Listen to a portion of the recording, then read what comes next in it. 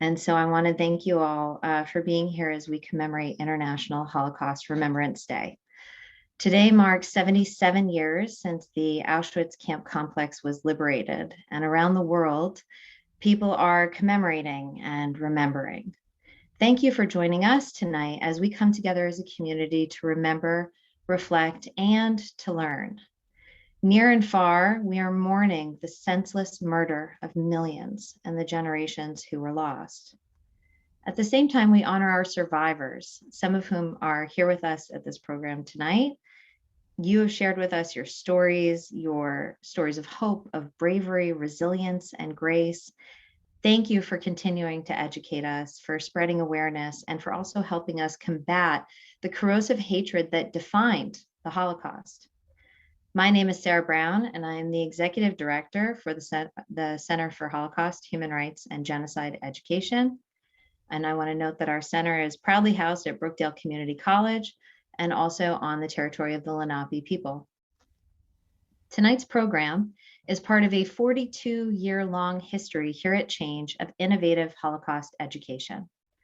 Our center was founded in 1979 by two professors, Dr. Cy Siegler and Jack Needle, both of blessed memory, who were here at Brookdale Community College and founded what was initially known as the Center for Holocaust Studies.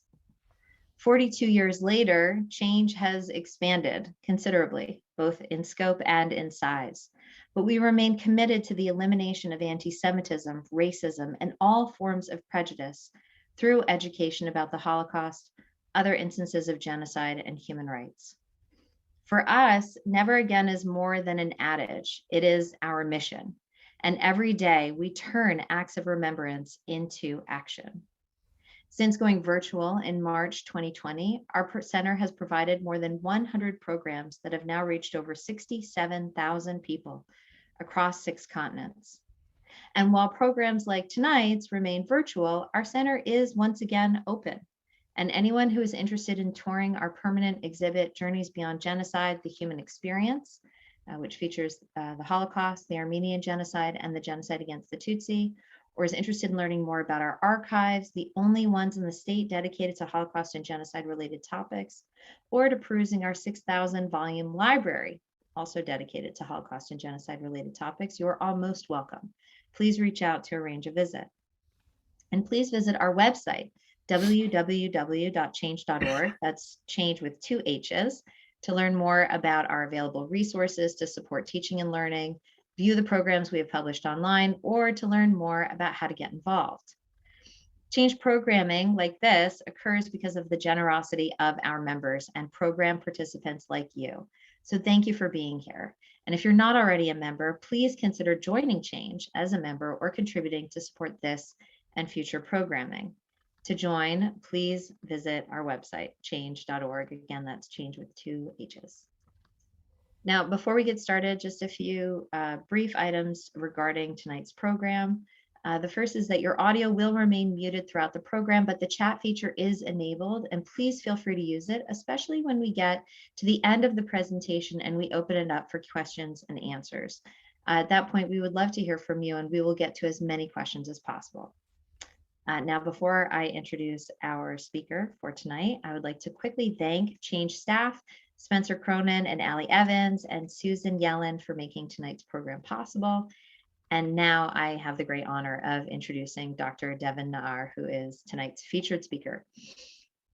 Dr. Naar is the Isaac Alhadeff Professor in Sephardic Studies, Associate Professor of History, and faculty at the Stroum Center for Jewish Studies in the Jackson School of International Studies at the University of Washington. Born and raised in New Jersey, he's a local boy. Dr. Naar received his Ph.D. in history at Stanford University. He also served as a Fulbright Fellow to Greece.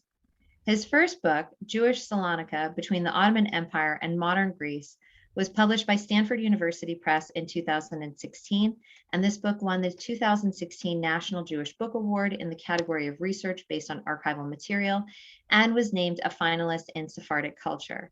From a very personal place, as someone who is married into a wonderful Sephardi family that hails from Salonika, I'm so grateful to have you here. And on behalf of Chhange, welcome Dr. Naar to our program.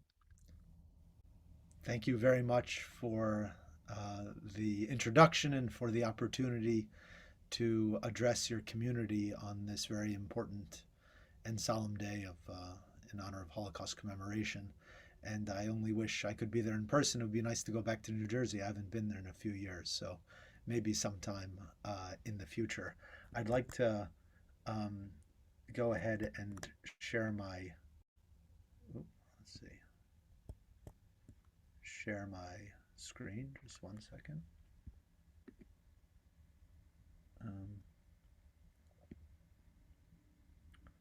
right, here it is. Okay. Can you can you all see that now? So far, it's loading for me. Yes, there it is. I see it. Great. Um, I wanted to begin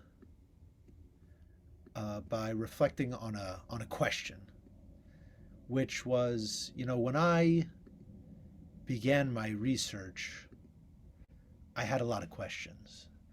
And at some point when I was in high school, one of my relatives, my great uncle, submitted what you see here is a page of testimony from for Yad Vashem.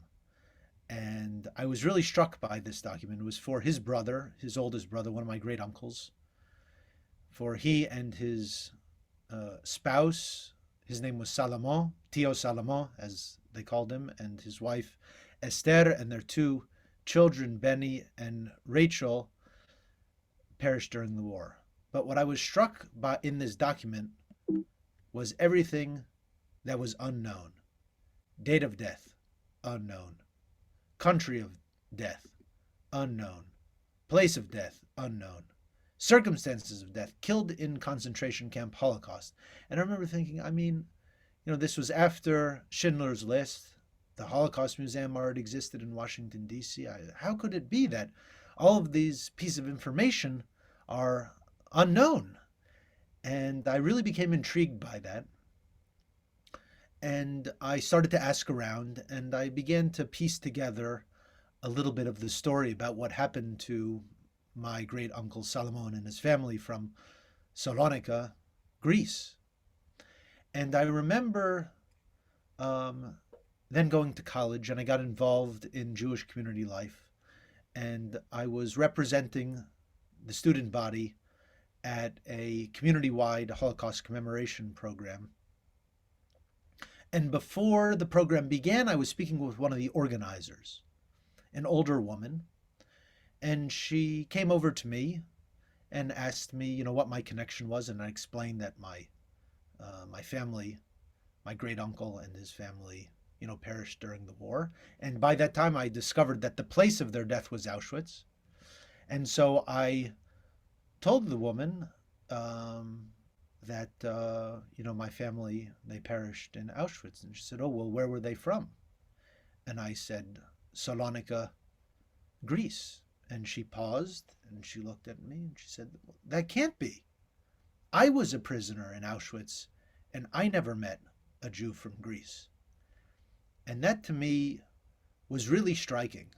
It was alarming, in fact. It was a kind of a perverse, unanticipated, obviously, I assume, kind of Holocaust denial, a denial of the tremendous destruction that the Jews of Greece and of Southeastern Europe experienced during the Second World War. What I didn't know was at the same time that I was participating in that Holocaust commemoration program, in Auschwitz itself, a new plaque was being unveiled. And if anybody's been to Auschwitz, you might know that there are commemorative plaques in quite a number of languages, the languages of all of the victims, from Yiddish to French to Polish, etc., etc. And these were installed in the 1960s. But there was one language that was not included then, and that was Judeo-Spanish, the language of the Sephardic Jews of Greece and the Balkans and Turkey. And it only happened that this plaque was installed as a result of a Judeo-Spanish speaking, a Ladino speaking Sephardic survivor who went back to Auschwitz in the 90s, and he saw all these plaques, and he was shocked and beside himself to discover that his culture, our culture, was not represented in Auschwitz among these memorial plaques. So he campaigned and ultimately was successful in getting this plaque installed in 2003. 40 years after the plaques in all of the other languages.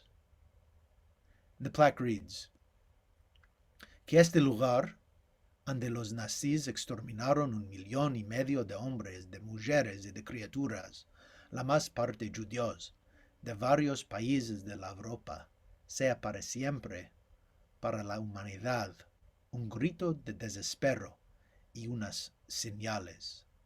May this place, where the Nazis exterminated 1.5 million men, women, and children, for the most part Jews, from various countries of Europe, sea para siempre, may it be forever, for humanity, a call of despair and a sign. Auschwitz-Birkenau, 1940 to 1945. I wish I had known that this was happening at that time when I was part of the community commemoration, and I could have just explained to the woman who was organizing it that this was taking place right then at the moment, at that very moment. I wish I could have explained to her or understood why it was that it had taken 40 years for this language to be acknowledged at the memorial at Auschwitz-Birkenau. Was that related to the sense that this other survivor had, that there were no Jews from Greece affected by the Holocaust? What is the larger story that's taking place, not only in terms of the destruction of the Jewish communities of Greece, but also the way in which the memory, the story that we tell about the Holocaust has been articulated over the generations. If you go to an authoritative source like the Holocaust Memorial Museum, you might find a map like this, which marks the major ghettos of Europe. And you will see how it's oriented. The way that this map is framed literally sets the limits and possibilities for how we understand the scope of the Holocaust. And you can see here, just as in the memorial plaque, it referred to Europe. Here we have major ghettos in occupied Europe. But even if we understand the boundaries of Europe, Greece is cut off in the middle. Salonika is included there. But Greece is cut off. And the island of Rhodes, for example, which would be like down here somewhere, it doesn't really even make it onto the map. And without Rhodes on the map, which had been an Ottoman city just like Salonika for several centuries, and by this time was part of the Italian Empire.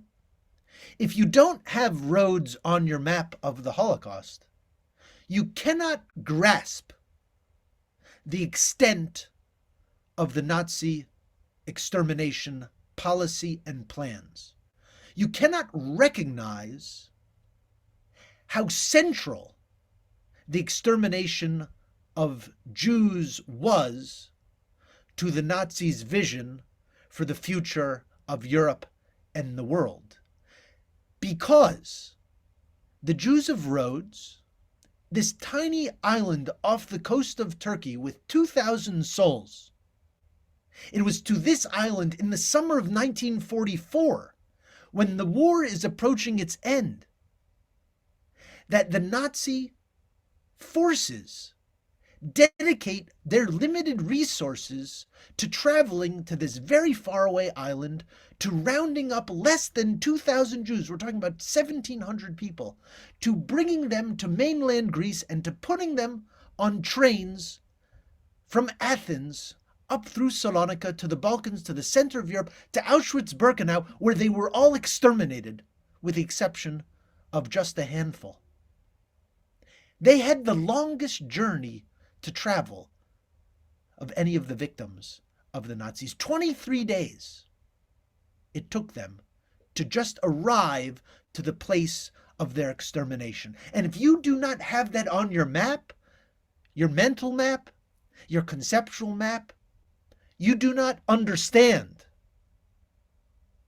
the reach or the destruction of the Holocaust, nor how central the murder of Jews was and how that took precedent over winning the war. The execution of the final solution for the Nazis toward the end of the war was more important than winning the war once they realized that they could not win the war against the European powers. Maybe they could still win the war against the Jews.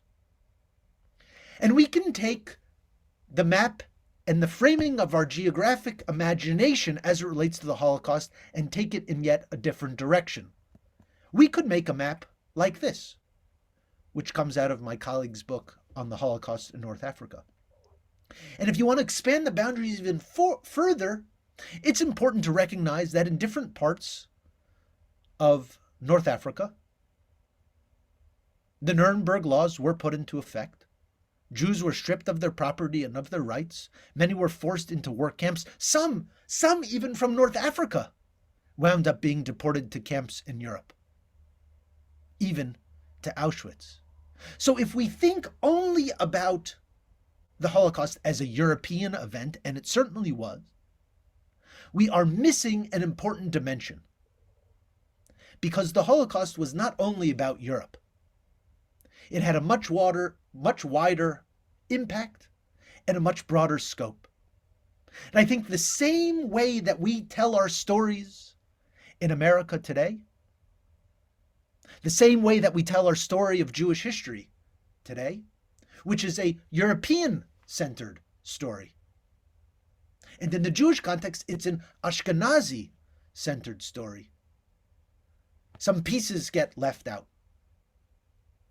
And we do not have as full a picture as we ought to have, nor can we comprehend the scope or the significance of the Holocaust as a whole without having this broader view. I want to focus on Greece today because it's the story that I know best, and it is the story that stems out of my own family's experience. This is my family when they came to the United States in 1924.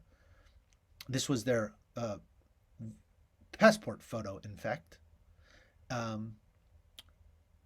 This is my grandfather right here. And you can see the generational differences already. My great-grandfather in the center was a Chacham, a rabbi in Salonika and subsequently in New Jersey. He was the first rabbi of Congregation Etz Chaim, now in Highland Park, New Jersey.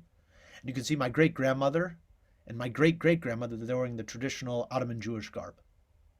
And I went to my grandfather and I went to his brothers and sisters who were still around, and I started to ask questions. What happened to Tio Solomon? Do we have any documentation? What can you tell us? One of my great uncles brought me a stack of documents that he pulled out of his closet. It was in a little box, and he blew off the dust and opened them up. And he showed me a document that looked like this. And I was like, well, this is what we have. We have some letters like this. I said, well, what does it say? I mean, you can see at the top here, it says Thessaloniki, November 27, 1944. I couldn't figure out what these other things, what this was saying. He said, well, it's Spanish. And I said, oh, you got to be kidding me. What do you mean that's Spanish? Look at that. That's not Spanish. I know what Spanish is. That's not Spanish. He says, no. That's our Spanish. That's how we used to write Spanish, Ladino, our Sephardic language. That's the way that we used to write it, with Hebrew letters like that. And I said, well, I went to Hebrew school. I know Hebrew. That's not Hebrew. He says, no, that you didn't learn our Hebrew. You learned the Ashkenazi Hebrew. We have our own way of writing the Hebrew alphabet. And I said, well, can you read it? He said, no, I don't remember. And I had a really hard time finding somebody who would help me decipher this text. I went to a rabbi and he told me, no, are you sure you're Jewish? It looks like this is Arabic. Maybe you're Muslim. I said, bre, come on, give me a break here. And I went to the library and I found an old book of Hebrew alphabets with a chart. It said this little squiggly mark is an aleph, and this little squiggly mark is a bet, and that squiggly mark is a gimel. And I sat there. I'm in college now. This is what I'm doing, like, on the weekends in the evening, like I'm sitting there in the library, like trying to figure out what this document is saying. And I come to this word, and this was the first word I was able to understand. Now, if you know what is called modern Hebrew, or which is really Ashkenazi Hebrew that was adopted in the state of Israel and subsequently by Jews all across the world, that's not universal Hebrew script, that's the Ashkenazi script. You may look at this and you'd be like, I don't know, maybe this is a lamed, you might say. I don't know what this is. You could probably figure out this one is a nun, this is a yud. Well, that's not true. This is an aleph, and this is a lamed, and this is a mem, and that is a nun, and that is a yud, and that is a samech. And what does that spell? Almanes, Germans. And I figured if I could figure out what this letter says, maybe I'd be able to uncover the particulars of the experience of Tio Salomon and his family during the war. And I spent a lot of time trying to figure that out. And this is what it says in the beginning. Turns out it was written by a family friend who survived the war. And it goes like this. It's written to my great-grandfather. Muy caro Chacham Benjamin. Puede ser que se va a maravillar de recibir novedades de mi parte. Yo tenía intención de escribirle desde mucho tiempo, ma non tenía gano de verme a mí. Non quise amargarlo a él también. Veramente non sé cuál decirle en esta letra. Estoy tanto harvado y triste que me hace mucho mal de recontar la tragedia muy fuerte que se abatió sobre nosotros. And the letter would go on to describe in painful detail the fate of Tio Salomon and his family. And what I'd like to do is to provide you with a little bit of insight into that trajectory of the Sephardic Jews of Salonika and Greece more broadly, so you can enter it into your framework for understanding the Holocaust. In order to do so, we really need to be analyzing what is a global event, not only a European event, and doing so from a local lens. One of the distinct features about Salonika was not only that it was a major Jewish community in the Muslim world of the Ottoman Empire for more than 4 centuries, but it was one of the only Jewish communities in the entire world whose population was a plurality, if not a majority Jewish at the turn of the 20th century. And here you can see the map where Salonika is located. It is now called Thessaloniki. It's the second largest city in Greece, an ancient city and once the co-capital of the Byzantine Empire. After 1492, many Jews expelled from Spain settled there, and they were joined over the generations already existing Greek-speaking Romanio Jewish communities in the region. Some small Ashkenazi Jews arrived, but by the 20th century, it was overwhelmingly a Ladino, Judeo-Spanish-speaking Sephardic community. And they numbered more than the Muslims, the Greek Orthodox Christians, the Bulgarian Christians, European merchants, Roma, Armenians combined. Their influence, prominence, and presence was so pronounced that the city gained the nickname as Shabbatopolis, the city of the Jewish Sabbath. It was also known as the Jerusalem of the Balkans. The city closed every Friday night to Saturday night in observance of the Jewish Sabbath, whether you were Jewish, Christian, or Muslim. And Jews could be found in every social and economic strata in society. There were merchants and bankers and rabbis and journalists and lawyers. But there are also fishermen and tobacco laborers and hamales, stevedores at the port who would bring your stuff to the ship and take it off the ship. And there were pumpkin seed sellers. And there were prostitutes, and there were gangsters. It was a complete Jewish society, so argued early Zionist leaders who would come and visit the city, regardless of their political orientation. Jabotinsky on the right and Ben Gurion on the left, they both came to Salonika and they saw something special in the city, a Jewish labor town, a unique Jewish city unmatched in the world.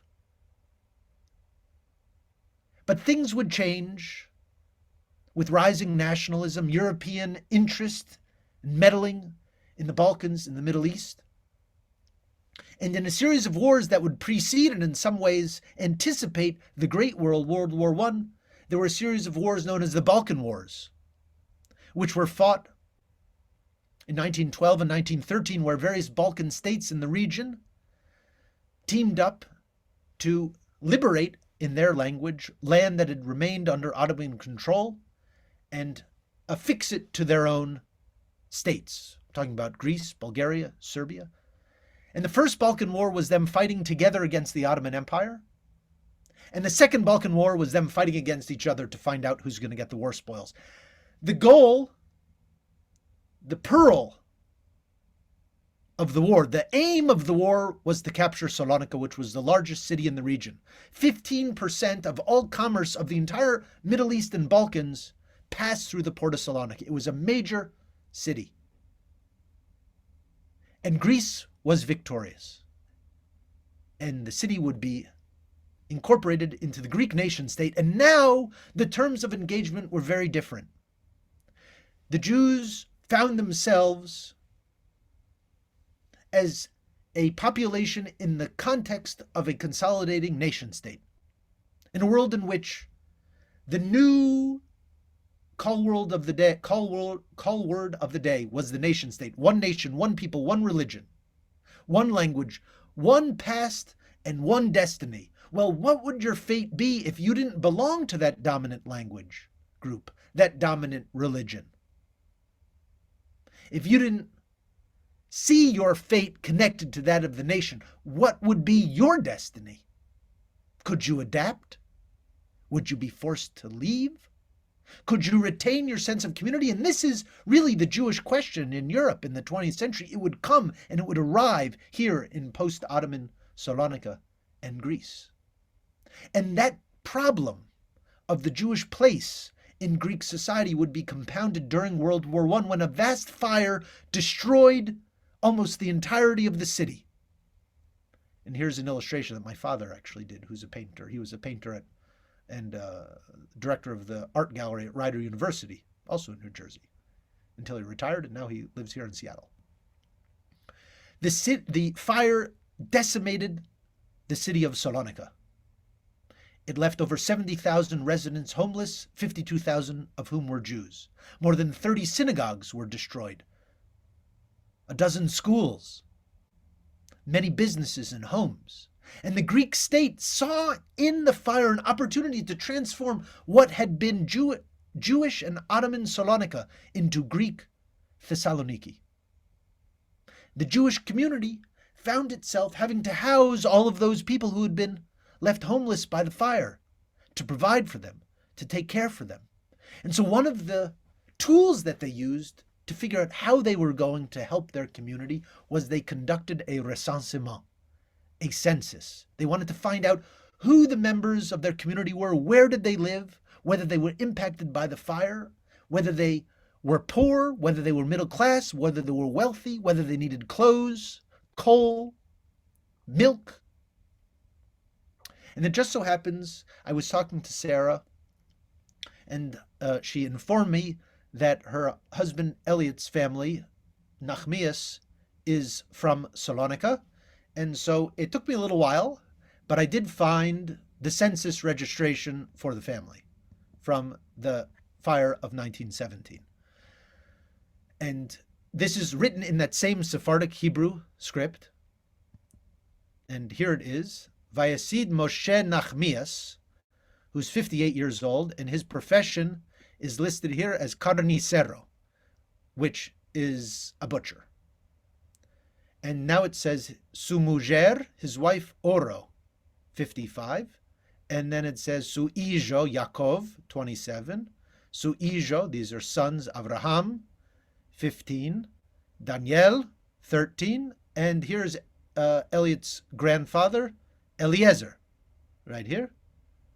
And you can see it looks like they were saying Lezer, and then they changed to Eliezer, but those are the same name, basically. He's about 5 years old at the time. And then there's the Isha, the daughter, Mazal Tov, who's 19, and then Victoria, who's 16. And then what is interesting about this recensement, this census of the Jewish community, it also indicates that they were actually not among those whose home was destroyed in the fire. Neither was my family's home destroyed in the fire. And what's fascinating, there were 24 registers of the census that listed 75,000 people. Of those 24 registers, I've only been able to find 6. They were all confiscated along with all the archives of the Jewish community by the Nazis, as were all of the archives of Jewish communities in occupied Greece. The Nazis' idea was as follows: we will destroy the Jewish people and eradicate them from the face of the earth, but we will create a monument to our act of destruction by gathering together their cultural inheritance. And they had planned to create the Museum for the Vanquished People in Frankfurt. And that's why all of these materials, they wound up in Germany. And after the war, much was destroyed. Some wound up actually being confiscated again by the Soviets. And they wound up in the Soviet Secret Military Archive. They're still sitting in Moscow. I went and I visited. It was a wild time. Some of the stuff actually wound up getting mixed in with other materials that wound up in the American zone of occupation in Germany and were sent to New York, to the YIVO Institute. So you can go to New York City and you can see this in person. And it's actually written in beautiful purple ink. What's fascinating is that in New York, there were only 3 registers. And it just so happened that of those 3 of those 24 registers, one of those registers was for all of the families whose surname begin with the letter Nun. What a great benefit for me that my name Naar was in there. This is on page 284, is this Nachmias family. My family is registered on page 314. So they're just a few pages away from each other, although I will tell you it took me a very long time last night to figure this out because there were 1,900 Nachmiases registered in the census. And there are almost none today. There were over 400 Nars registered in the census. There's only one family that remains today. In terms of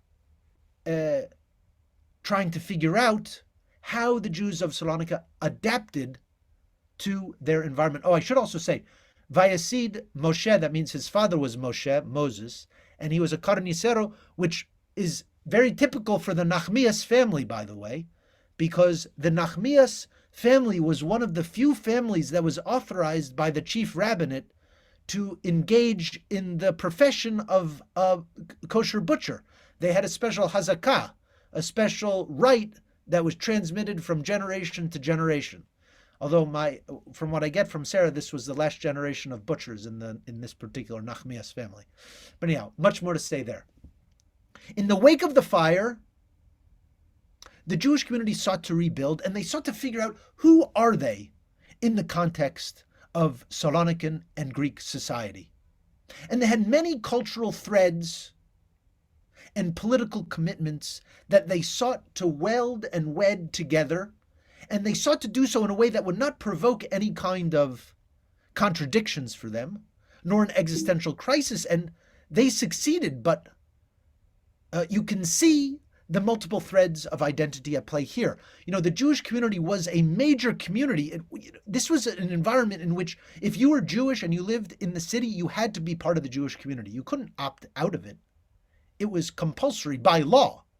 The Greek state recognized you as Jewish, and the Greek state also prohibited intermarriage between Greeks and Jews, between Christians and Jews. Can anybody guess until what year?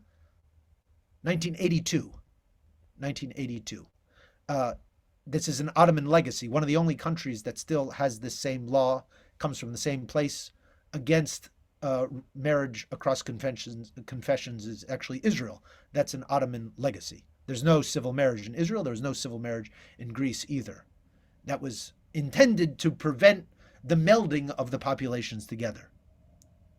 And you can see in this fascinating postcard from the 1920s of a Jewish girls' orphanage, the Meir Aboav Orphalinato. And you can see the different identities that are being projected in this Rosh Hashanah greeting postcard. Notice here, it has the typical Sephardic Hebrew greeting for the new year. Tisku leshanim rabot. Shana Tova, they don't have it over here. They have Tisku leshanim rabot. May you merit many years. The response to which is Tiskeh v'tiyeh v'tarich yamin. So when it comes to Rosh Hashanah, the key thing to do when you're greeting somebody else is to make sure that you're the first one to say the greeting, so you can say the shorter one. You don't have to say the longer one. In addition to, so what this is doing is saying, look, we have a Sephardic Jewish identity here, but we're also specifically embedded in a Ladino cultural environment. It says here in Ladino, in Hebrew letters, Orphalinato de Ijas Mayera Boav. Not only we Jewish, and specifically Sephardic, but this organization happened to be Zionist. It says there in the center, Magen David, the Hebrew year, 5687, and Sion. And then it has here in Greek, in bigger letters at the bottom. It says the name of the orphanage in Greek. And then here it says it in French, which says not only are we Jewish and specifically Sephardic, and we're Zionist, and also we're Greek, but we're also European, and that's what the French language is supposed to be about. And we are also specifically living here in Thessaloniki, Salonika, and that's what it says there. And on the blackboard in the back, it says teacher and student in Greek and in Ladino in the Sephardic Hebrew script. And the teacher is pointing to a map, which I'm not sure if you can see, but she is pointing to a map of Greece and Turkey, specifically indicating where Salonika is. So they are rooted in their place, but they are also connected to these other strains of identity. And they believed that it was possible for them to build a life in their society, in their country, in the place where their families had lived for nearly a half a millennium, drawing together all of these threads. The problem was that's not what nationalism is about. Nationalism in the European context is not about multiculturalism. Nationalism is about exclusivity. One people, one language, one state, one nation, one past, one future.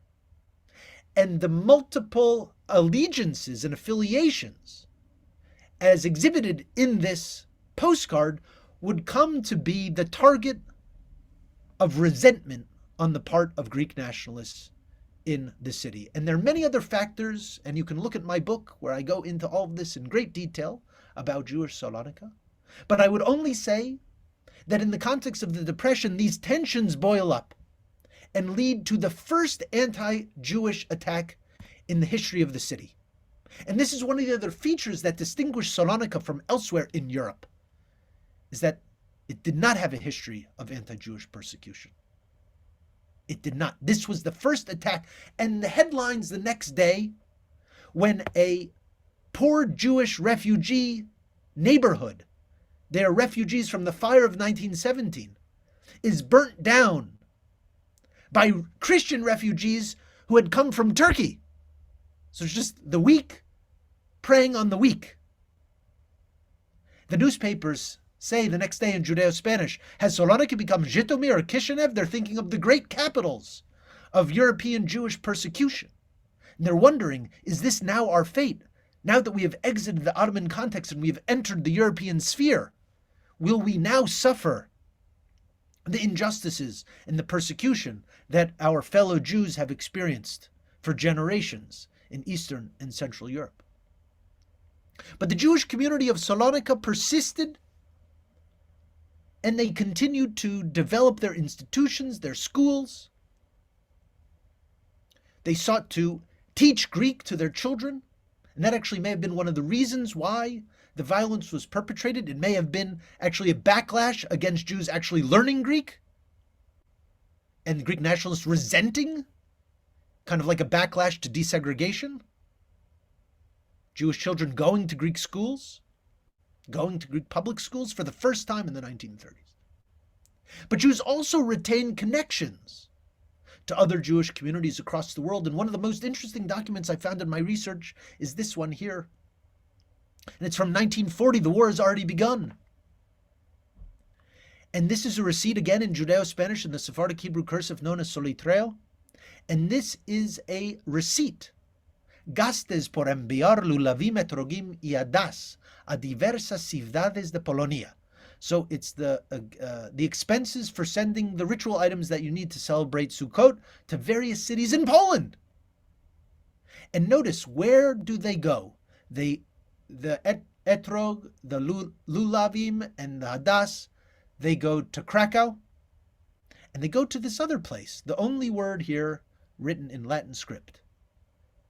A town known as Oświęcim, a Polish town that had a small Jewish community that had been occupied by the Nazis and Germanized. The name of the town was changed to Auschwitz. And before there was the Auschwitz death camp and concentration camp facility, there was a small Jewish community there in Auschwitz. And the last Sukkot that the Jews of Auschwitz were able to celebrate was only possible thanks to the ritual items that had been sent to them from the Mediterranean. Well, you might not surprise you that etrogim, citrus fruit, do not readily grow in Poland. So they always had to make recourse to Mediterranean Jewish communities to provide them with the etrogim especially. And so it's a very fascinating connection, because the war has already begun, the city is already occupied, the Jews are about to be exterminated, and the Jews in Greece cannot imagine that what is transpiring in Eastern Europe would ever come to their doorstep in the southeastern corner of the continent. So much so that even when Greece is invaded by Italy in 1940, and they are repelled, Jews wind up serving in the military in great numbers. And in the wake of Mussolini's defeat by the Greek troops, Hitler comes in and the Nazis invade. And on the eve of the invasion, the Jewish community of Salonika does something remarkable. They publish a new prayer book for Jewish youth in the city, Sidur Sha'arei Tefillah, Gates of Prayer. March 1941. The Germans arrive April 1941. And they're making a new prayer book in the middle of the war, because they are anticipating a future for themselves as Jews and as Greeks in Thessaloniki. They do not anticipate any other outcome. So much so that they dedicate this new prayer book. Right here, you can see it. En memoria del siempre regretado Shabbatai Henri Rafael Angel, caído en el campo de batalla por nuestra querida patria la Grecia. In memory of our always mourned Shabbatai Henry Raphael Angel, who's fallen on the battlefields for our beloved homeland Greece. They are building, still, in the middle of the war, a future for themselves in their country. But that aspiration for continued Jewish life in Greece would be interrupted by the German occupation. In fact, Greece will be divided into 3 separate zones of occupation, and we don't have the time now to get into the fates of all of the different communities. They're very important stories and very diverse stories. I would only mention that the green part up there in northern Greece here will be occupied by the Bulgarians, and the Bulgarian police, not the Nazis, deported all of the 12,000 or so Jews from Bulgarian-occupied Greece straight to their deaths at Treblinka. In the central and southern part of Greece, which was under Italian occupation, the prospect of survival was slightly higher, precisely because even though Mussolini and Hitler were allied together, the Italian fascist regime was less interested in murdering Jews. And in fact, Athens, which was initially under Italian occupation, will be the only city in Greece whose Jewish population would increase over the course of the war as refugees poured in and went into hiding from other parts of the country. And here you can see Rhodes, by the way, which was under Italian control. And then there's Crete. None of these are places that didn't make it onto that map I showed you earlier. When the Nazis arrive in 1941, they send the Eisenstadt Reichsstadt Rosenberg to undertake investigations of the demographics of Jewish life in Greece. And they conduct a major report, and they come up with statistics of how many Jews there are so they can begin to figure out how the Jewish question is going to be resolved in Greece. This is also the same battalion that confiscates the archives that I just mentioned. But initially, there are no major anti-Jewish measures that are enacted. It is uncomfortable, it is unpleasant, but that would be radically transformed in the summer of 1942 with the first major anti-Jewish measures enacted. All of the Jewish men aged 18 to 45 were called to the central square in the city, Liberty Square, which, by the way, it's called Liberty Square in honor of the Ottoman constitution that had been proclaimed from Salonika in 1908 that brought the principles of liberté, fraternité, égalité to the entire Ottoman world, to all of the Middle East. Those principles entered into the region from Salonika. That same space would now be the space in which Jews would be stripped of liberté, fraternité, and égalité. And they were sent to work forced labor, munitions, railroads, mines outside of the city, after being subjugated to humiliations under the hot summer sun on a Sabbath in July. And here you can see one of the leaders of the community, the lawyer, Yom Tov Yakoel, who was Greek-speaking, but also knew Judeo-Spanish. What is important here is the way in which he points out the satisfaction of the Aryan Greek population. Because what is very important for understanding the fate of the Jews of Salonika and the experiences of Jews all throughout German-occupied Europe is that as much as the Nazi regime dictated the trajectories of Jews under their control, the decisions, the actions and the inactions of the neighboring populations, the government, civil society, could also shape the fate of Jews just as well. As the young Jewish men had been siphoned from the city and conducting forced labor, a new plan emerged, which was the local Greek administrators of the city took advantage of the German occupation to execute a desire and demand that they had long sought, which was, remember I mentioned the fire of 1917? Well, as a result of that fire, the city expanded beyond the old city walls. And just outside the city wall on the eastern side was the Jewish cemetery of Salonika. And I'm not talking about just any Jewish cemetery. I am talking about the largest Jewish cemetery in all of Europe.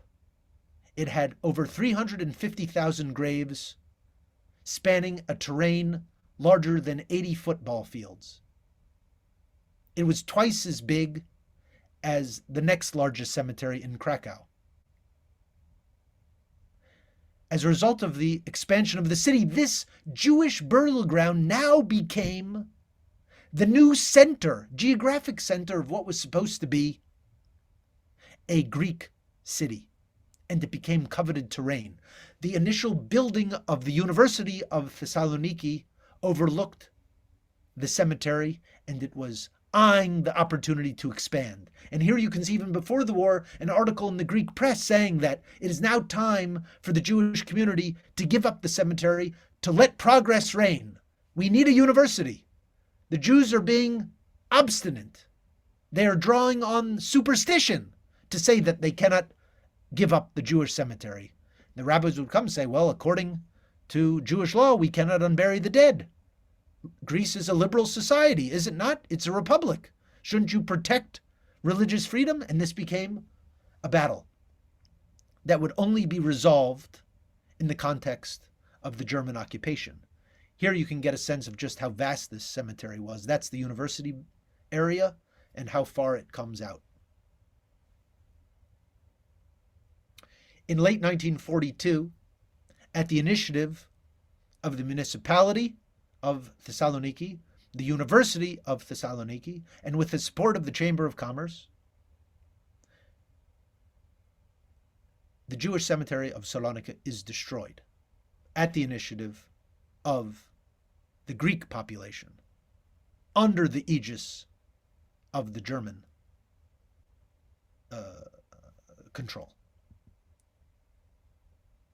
And here you can see the destruction. Now, if you think about European history and Nazi destruction in Europe, you can go to Berlin today and you can go visit a cemetery, a Jewish cemetery in the center of Berlin. Nazis were not interested in destroying the relics of the Jewish dead. They were interested in murdering Jews. And that's what makes the destruction of the Jewish cemetery in Salonika a unique event in the Holocaust, because this was undertaken at the initiative of the local Greek population, of the leadership of the city. Marble, bricks became readily available building material. The marble was used to pave roads and line latrines, to build the yacht club of Thessaloniki, to make the courtyard of the National Theatre of Northern Greece, to make a swimming pool with the tombstones facing out. They were used to beautify and repair churches that had been destroyed 30 years before with the fire of 1917. And here, still in the 1940s, you can see the tombstones stacked up in the courtyard. And you can still go to this church today, which is St. Demetrius Church, the church of the patron saint of the city. You can still see tombstones there. Only in 2004, with the Olympics, did the local administration of the city realize, well, we're going to have a ton of people visiting this city. Maybe we should do something about all these Jewish tombstones. A little embarrassing.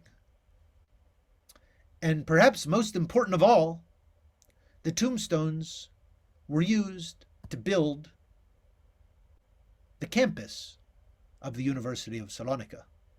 With the exception of that initial building that I showed you, the entire university campus is the size of 80 football fields. It is the largest university, not only in Greece, but all of the Balkans. And it is a university that is built on what had been the Jewish burial ground. The fate of the space of the Jewish dead anticipated the fate of the Jewish living. And by the spring of 1943, the patterns that you will be familiar with in terms of the liquidation and deportation of Jews in other parts of occupied Europe would now be implemented in Salonika. The same people who had previously orchestrated the deportation of the Jews of Vienna are now dispatched to Salonika. And what I find fascinating about this image, which is taken in the ghetto of Salonika in the spring of 1943, it's the Gerson family. They're wearing the yellow stars. They have been segregated into ghettos. This could be, it could be Salonika, it could be somewhere else. What I find very poignant about this photograph are the smiles of the young women, because they do not know what is in store. They cannot anticipate what is in store for them. From March until August of 1943, following the confiscation of 15,000 Jewish properties, many of which were given to the Greek government by the Nazi authorities to then turn over to the local Christian population. In the wake of that dispossession, a quarter of the residents of the entire city of Salonika disappear within a few months. They are deported to Auschwitz-Birkenau in March to August of 1943. In the family letters that I mentioned in the beginning, they did indicate what happened to Tio Salomon and his wife Esther and their two children, Benny and Rachel. Tio Salomon was put on the committee of the Matanot Levionim, of the Jewish soup kitchen, and he was placed in charge of distributing milk and yogurt to the sick and elderly as they boarded the trains to Auschwitz. For that reason, the family remained in the city essentially into the very end. The second to last train to Auschwitz would be the one that they would be forced to board. What's another thing that's unusual about the case of Thessaloniki is that part of the deceit of the Nazi operation was that they compelled the Jews of Salonika to pay for their train tickets to Auschwitz. They told them they were being relocated to Krakow, to be calm. You will go and live with the other Jews in Poland. Greek society was watching as their neighbors were dispossessed, round up, and packed into cattle carts. Out of Athens, the head of the Greek church, in a unique instance in the history of the German occupation, one of the only national church leaders to speak out against the deportation, writes a letter objecting to the treatment of Salonika's Jews in March, 1 week after the deportations began. According to the terms of the armistice, all Greek citizens, without distinction of race or religion, were to be treated equally by the occupation authorities. In our national consciousness, all the children of Mother Greece are an inseparable unity. Our holy religion does not recognize superior or inferior qualities based on race or religion, as it is stated, and this is an allusion to Galatians, Apostle Paul. There is neither Jew nor Greek. The New Testament is, there's neither Jew nor Greek, man nor woman, free nor slave, because we're all one in Jesus Christ. But he sort of changed that a little bit to say, basically, we're all Greeks. We're all together in Mother Greece, and thus condemns any attempt to discriminate or create racial or religious differences. Many intellectuals and leading figures in Athens sign on, expressing their support and solidarity with their Jewish fellow citizens. How many intellectuals, writers, politicians, leading figures of Greek civil society in Thessaloniki join the Archbishop's protest against the treatment of the Jews? Zero.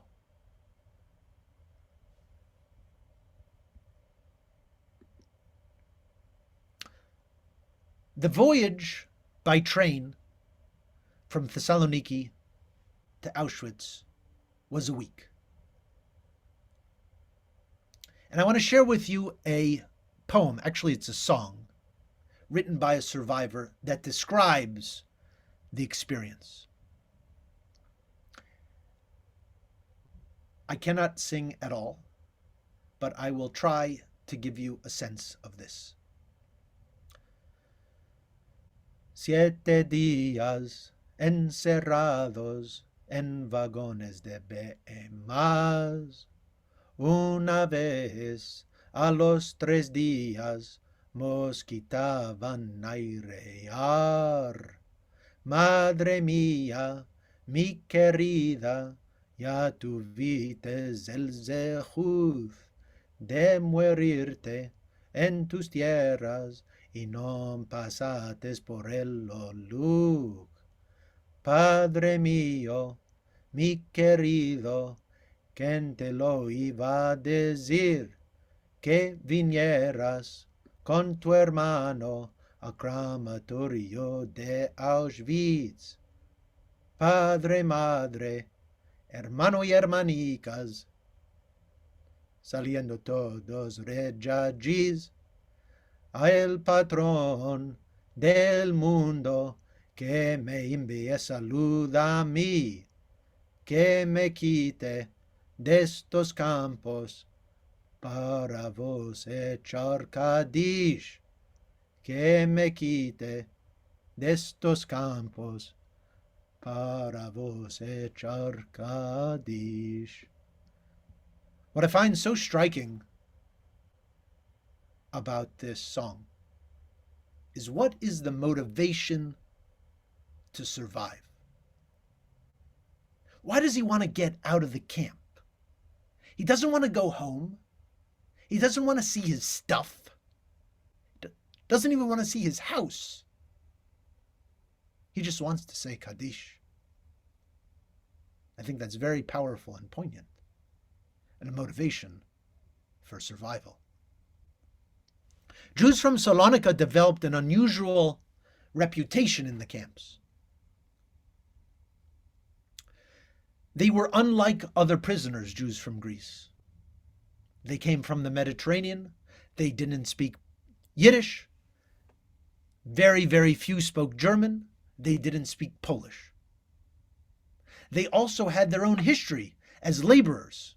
They served in the army, the men. And there was this sort of kind of noble savage element that developed around them, like somehow the strength of the Salonican Jews. And this is captured in Primo Levi's famous Survival in Auschwitz. He says, next to us there's a group of Greeks. Notice he calls them Greeks. Those admirable and terrible Jews of Salonika, tenacious, thieving, wise, ferocious, and united, so determined to live, such pitiless opponents in the struggle for life. Those Greeks who have conquered in the kitchens and in the yards, and whom even the Germans respect and the Poles fear. They are in their 3rd year of camp. It's really the 2nd year. And nobody knows better than they what the camp means. They now stand closely in a circle, shoulder to shoulder, and sing one of their interminable chants. Are they singing in Ladino? Are they singing in Greek? The inability of Jews from Greece to communicate with the other prisoners, to communicate with the soldiers, to communicate with the outside world, was one of the determining factors that led the SS to assign a disproportionate number of Greek Jews to the most gruesome, unimaginable task and work available in the entire Auschwitz-Birkenau complex, which was the role of the Zonder Commando. This was the role that was assigned to Jewish prisoners to make them partake in the extermination of their own communities. They're the ones that escorted the victims into the gas chamber. And after they were murdered in the gas chambers, they were the ones that disentangled the bodies and dragged them to the crematoria where they incinerated them. And Jews from Salonika were placed in that position because the Nazis knew they could not speak the secrets to the outside world. But that did not succeed because somehow the Jews from Greece, working with other inmates, were able to make a connection with the Polish underground. They were able to smuggle gunpowder into Birkenau, and they were able to launch the revolt in Auschwitz in October of 1944. They succeeded in blowing up a crematorium. They succeeded in killing a few SS officers. before the rebellion was put down. They were rounded up by the SS. They were put on the floor to be executed, put on the grass, the ground, to be executed each with a bullet in the head for their rebellion. And what do, according to testimonies that we have, legendary testimonies that we have from survivors, what do the Jews of Salonika do as they're about to be executed? They sing the Greek national anthem. It's remarkable. Why? Why are they doing that? They've been stripped from the country of Greece. Their neighbors didn't pick up a finger to prevent their deportation. And here they are. The last words that will come out of their mouths is a pledge of loyalty to their homeland of Greece. Certainly, it is a way to reclaim a sense of their humanity.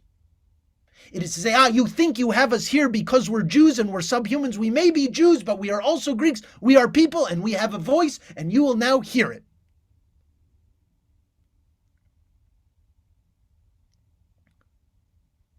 Salonika, and I'm wrapping up now. Salonika suffered one of the highest mortality rates of any Jewish community in occupied Europe. Approximately 95% of the Jews of Salonika were murdered. And for Greece as a whole, the proportions were exceeded only by Poland. Fewer Jews, but very high proportion of casualties. And my argument, my suggestion to you is that it has to do with a local context.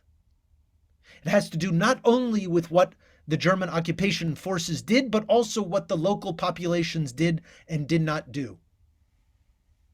Because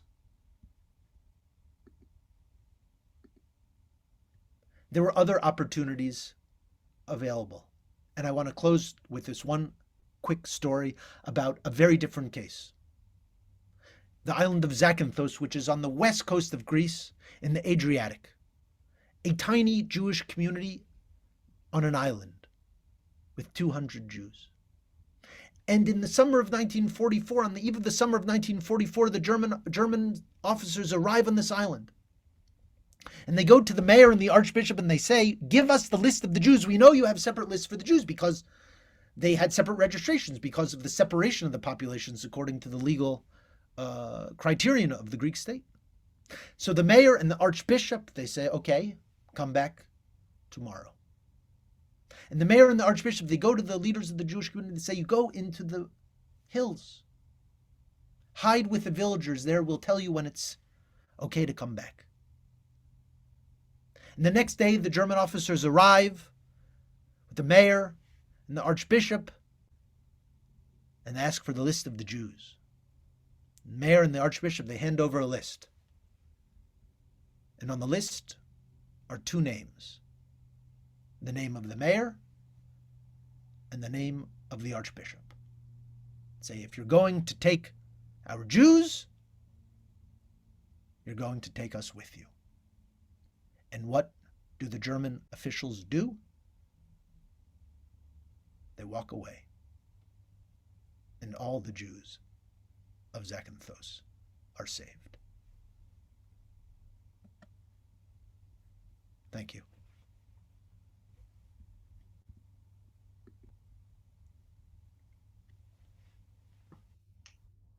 Dr. Naar, that was incredible. Thank you so much. I appreciate, first of all, the hours that you spent exploring some of my family history, the family I very proudly married into. I also just appreciate the sheer volume of knowledge that you just shared with me about such an important and truly understudied, it's more than a chapter of this dark history that we are commemorating and considering today. I have a couple of questions of my own, but I also want to open up the chat. If there's anyone who would like to ask a question of Dr. Naar, please use the chat feature and we will gladly try to get to them. As a fellow researcher, and I would say recovering, perhaps academic, although maybe I've never really fully recovered, I'm so curious about how you found this lost history. It sounds like you really traveled a good portion of the globe, unpacking and locating these stories. I'm interested to know, A, what brought you to this topic, apart from a personal connection, what prompted you to endeavor such a tremendous project? And then also, how did you go about it? What were your steps? Well, first of all, thank you for your comments, and I appreciate the opportunity to share with you. And it was my pleasure to dig a little bit into your in-laws' family. I think once I started to ask my family for more information, and I started to read, and I started to see how much there wasn't, how much was not there, and how interesting it was. Like, this is like a world that was familiar to me and also like so distant. I mean, I grew up with the foods and the aromas of Salonika, you know, at the kitchen, and especially when I visited the older members of my grandfather, my great aunts, and my great uncles. You know, the foods, the languages. I heard the languages. Nobody spoke to me in Ladino. I heard some Greek, occasionally French, but you know, I had a picture on the wall of. We had a picture, this picture that I showed you, and another picture of my great grandfather, a rabbi wearing a fez. You know, I didn't know anybody else in New Jersey, you know, who had relatives wearing fezes on the walls, other than people in my family. And so it was like a fascinating puzzle that I wanted to better understand, not only to understand like where I come from, but also to understand like an entire universe that is occluded from our consciousness.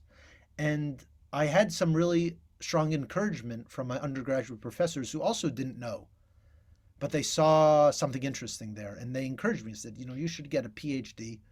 in Jewish history. Like, why the hell would I do that?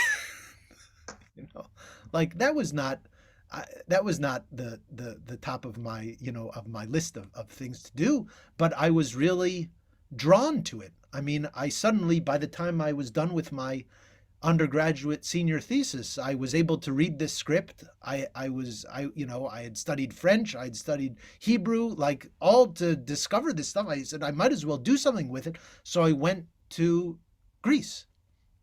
I was fortunate enough to get a Fulbright scholarship, and I spent a year there with the community, and I worked with them, and I tried to track down the archives. You know, when I went to New York to YIVO, not so many people had gone there before to request to see the Judeo-Spanish archives at this Yiddish Institute for Jewish Research. And so they didn't quite know exactly what they had, but they had a basic kind of catalog that was done by subsequently somebody who became a friend and colleague of mine, Ino Ben Mayor, who himself was from Salonika.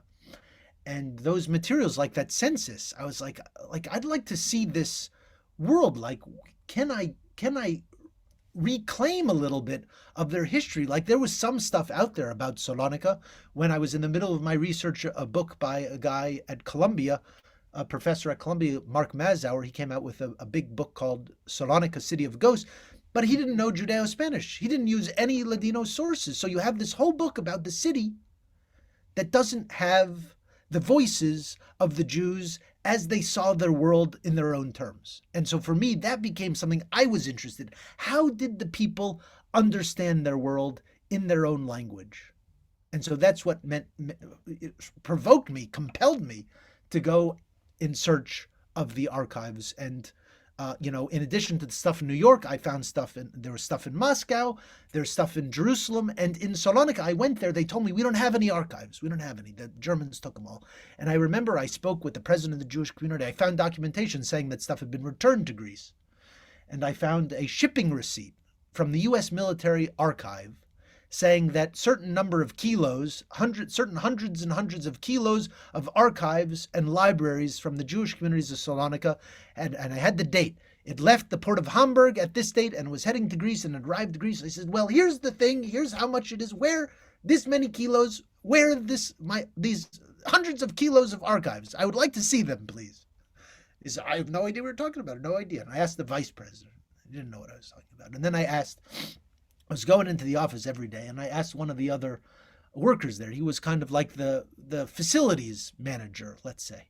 And I asked him in my broken Greek at the time. It subsequently got a lot better, and I tried to explain. I said, I'm looking for old papers. Seen some old papers sitting around. He says, Vevea. He said, Ella, apo edo. He says, sure, of course, come over here. And we go outside, we go down the street, we go to another Jewish community building, we go into the basement, he opens up the closet, and it's like somebody took the archives, the records of the Jewish schools and of the soup kitchen and of the rabbinic courts, and they threw them up, and like there it was. And so that became the basis of one of the major bases of the book. What a treasure hunt. Oh my goodness. Okay, there are other questions, but Sure. This is fascinating to me. There is a question of, it's a two-part question actually. Where are the tombstones now from the Jewish cemetery in Salonika? And also, how many Jews remain in Salonika in Greece? The tombstones are throughout the city. I mean, you can still see them embedded into buildings. Let's see, do I have another photograph? No, I don't have another photograph here right now. But you can find them in church courtyards, you can find them in streets, you can find them in private homes. You can find, not white picket fences. You have a Jewish cemetery fence. And a lot of it, some with the inscriptions facing out, a lot of it you can't necessarily tell whether it's just marble or a tombstone. So if we go back 100 years ago, there were about 80,000 Jews in a city of 160 or 70,000. Today, there are about 1,000 Jews in a city of 1 million. So both in whole numbers and proportionally, it's absolutely Devastated. There were 56 synagogues. Today, there is only one survived the war. And it was used as a storage facility by the Red Cross. So it was, in recent years, the previous administration, the previous mayor, was a progressive guy by the name of Boutaris, who makes very good wine, actually. That's what his profession is. And he was an older gentleman, and he spoke about the Jews that he knew from before the war. He dated a Jewish woman once, he said.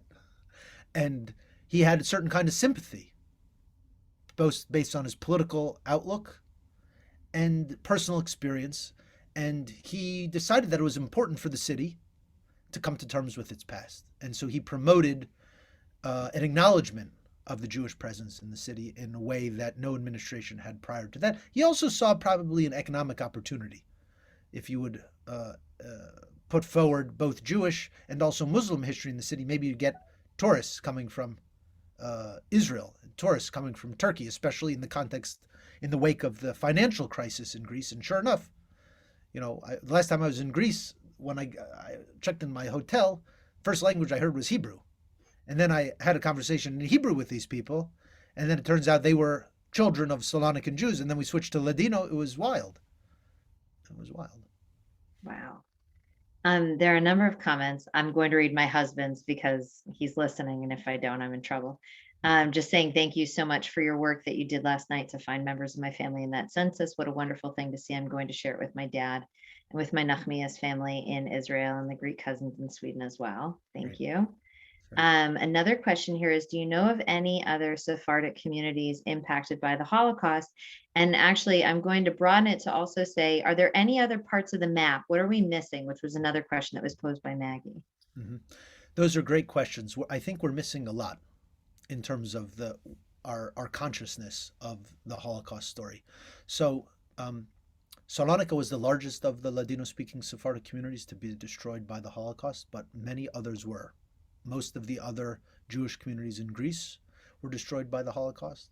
The Jewish communities in the former Yugoslavia, Sephardic communities in the former Yugoslavia were also destroyed. Monastir, which is in Macedonia today, Sarajevo, those communities were also destroyed. The island of Rhodes and Kos, also destroyed. And those were probably the main communities that were impacted by the Holocaust. Turkey did not experience the German occupation, but the Turkish government did implement what was known as the varlık vergisi, the wealth tax, which was not specifically targeted against Jews. Kastoria, yeah. So many of the other communities in Greece. There were more than 20 communities in Greece. So yes, there was Kastoria, there was Yanina, there was Kavala, there was Drama, there was Volos, there was Corfu. Yeah, so many different communities that were mostly destroyed.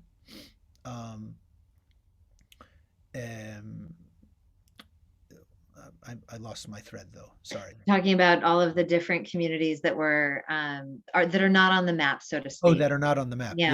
Yeah. And so I think that Turkey. So Turkey imposed. I'm sorry. Yes, Turkey. Yeah, Turkey imposed a tax on non-Muslims.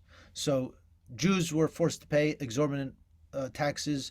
Armenians and Greeks, and also the Donme community, which is community of, this is a whole nother story, but of Muslims who are descended from Jewish converts to Islam who are from Salonika. And they were the descendants of the followers of Shabbatai Tzvi, the 17th century Jewish messianic figure. They were all forced to pay exorbitant taxes, and those who could not pay taxes were sent to labor camps, and many died in that context. So there is that framework as well. And then you can get into the whole experience of North Africa. And the North Africa experience is even one that's less studied. I referred to a book by my colleagues Omar Baum and Sarah Abrevaya Stein, which is the first really attempt to look at the impact of the Holocaust, of Vichy, French colonial regime, and of Nazi occupation forces as it relates to North African Jews. Wow. And then I will close with this question because I think it's excellent. First of all, there's a longer comment talking about just it's so interesting to learn about Greek Jews, and we don't hear about this part of this history. Can you tell us a little bit, does your book discuss this in more detail, and where can we find your book? Yeah, well, so my book does elaborate on all the things that I just mentioned. One of it's called Jewish Salonika, and let me see, maybe I can. And we will be sending out, after this program, we will send a follow-up email out to everyone that will include a link to a recording of tonight's program, as well as information to purchase the book. Yeah, that would be great. But yeah, I mean, so the way I just sent the link there too, if you're interested. My book is called Jewish Salonika Between the Ottoman Empire and Modern Greece. And what I actually try to do most in the book is, the study of Jewish history it's very rewarding, but it's very hard to do, especially because we have the shadow of the Holocaust is so overwhelming in the study of Jewish history. And it's sort of hard to avoid it. It's hard to not try to address it. And it's hard to not read history back through the lens of the Holocaust. Right. Because you kind of know what's going to happen. And it's a tragic story. And so what my book tries to do is I talk about the Holocaust, but it's not my focus. What I was interested in doing was to try to uncover the world of the lives that were lived and the lives that were lost. Because if we always are focusing only on destruction, then we only see ourselves as victims.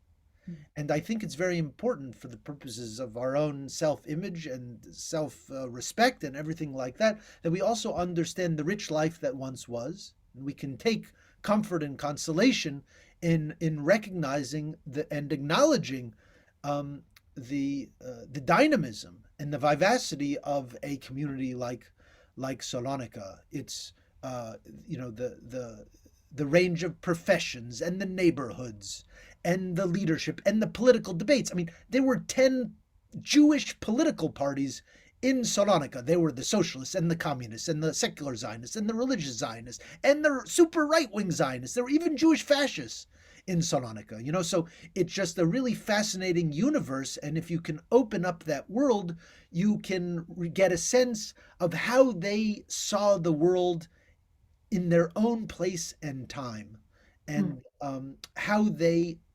reflected and described and thought about the world. What were their anxieties? What were their aspirations? What were their dreams? And only once you do that, then does really the weight of the Holocaust. The loss, the tremendous loss. Then you see the loss. Because if you're only focusing on the loss and you don't understand what came before, you don't understand the loss. Mm-hmm. You cannot recognize the magnitude of it. And so that's why, you asked me to give a talk about the Holocaust, but I spent like half of it talking about the period before, because I think you cannot, at least for me, I cannot do one without the other. I'm thankful for that, because I feel like this was a very rich and meaningful program. So thank you, Dr. Naar. That was tremendous. Thank you. Thank you all. Appreciate it.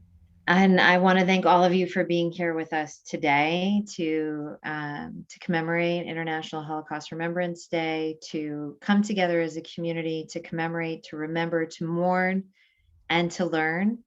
I hope that all of you remain well and healthy, and look forward to next year when we can come together as a community, ideally in person, probably hybrid. And until then, again, Dr. Naar, thank you so much for giving voice to these stories, and for bringing such a personal and meaningful touch to it. And thank you everyone for being here tonight. Take care. Okay. Noche buena.